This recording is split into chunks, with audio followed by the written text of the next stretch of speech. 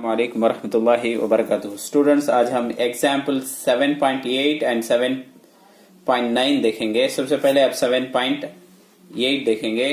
Find the diameter of the sphere whose surface area is 154 metre square. चलो अब इसमें diameter find out करना कैसा करको देख लेंगे। क्या है इसमें, क्या गिवन है, या लिख लेता हूं।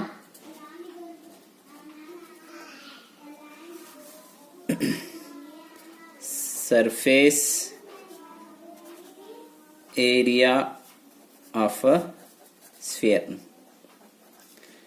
कितना देखो है 154 मीटर स्क्वायर।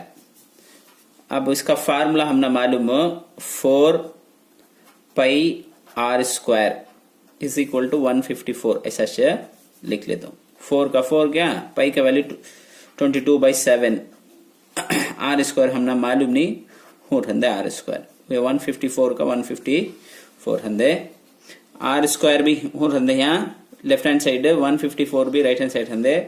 ये नंबर ये 4 आपको डिनोमिनेटर में आ जाएगा, ये 4 नीचे डिनोमिनेटर में आगा। उसके बाद ये फ्रैक्शन में है नहीं क्या, बाई में ये रेसिप्रोकल हो जाएगा, 7 ऊपर चल जाएगा एंड 22 नीचे आ जाएगा। उसके बाद अब सिंप्लीफाई कर लेंगे। इसमें 22 इसमें 1 टाइम आएगा, इसमें आपको 7 टाइम आएगा। अब इसे मल्टीप्लाई करो, 7 7 जा 49, नीचे 4 का 4 है, यहाँ आर स्क्वायर का आर स्क्वायर है क्या। अच्छा क्या, अब इसे स्क्वायर रूट अप्लाई कर दो।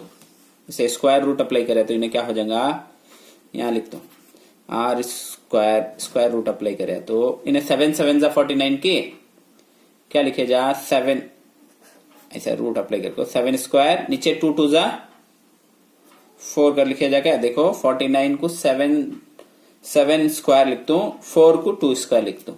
अब स्क्वायर भी स्क्वायर रूट भी कैंसल होको, देयरफॉर क्या हो जाएगा आर इज इक्वल टू कितना 7/2। अब इसमें क्या मालूम करना समय, डायामीटर मालूम करना इसने क्या, तब इसमें डायामीटर का तो d इज इक्वल टू अब 2 से मल्टीप्लाई कर लेता हूं। 7/2 को 2 से की तो d is equal to 2 R ना, यहाँ r है तो उसे 2 से मल्टीप्लाई करना। अब ये 2 क्या होगा, कैंसल नहीं, therefore d is equal to कितना तब 7, d इज इक्वल टू 7। उम्मीद है कि अब नेक्स्ट क्वेश्चन देखेंगे। इसमें क्या देखो है तो the radius of A spherical balloon increase from 12 centimeter to 16 centimeter as air being pumped into it. Find the ratio of the surface area of the balloon in 2 cases. अब दो कभी क्या मालूम करना, रेशियो फाइंड आउट करना। First देखो question and understand कर लो। पहले एक बलून है, उससे उसका रेडियस कितना है तो 12 है। अब उसमें ब्लो करते एयर, हवा फूकते उसमें फूके तो उसका हवा फूके तो बड़ा होगा सोचना, तो उसका रेडियस 12 से 16 हो जाता। अब उसका रेशियो फाइंड आउट करना कैसे आकर को देखेंगे।